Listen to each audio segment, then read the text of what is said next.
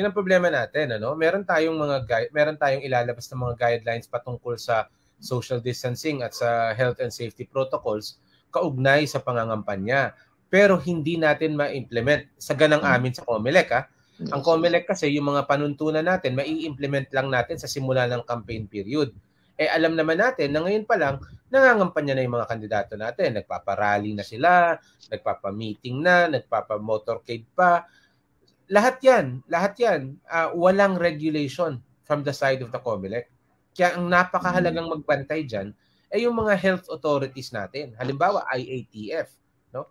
Sila ang may poder ngayon para bantayan yung mga ganyang klaseng practices. Again, alam ko na election campaign yan, na nangangampanya sila. And yes, alam ko sa pananaw ng maraming tao, dapat COMELEC ang sumasawata sa mga ganyan.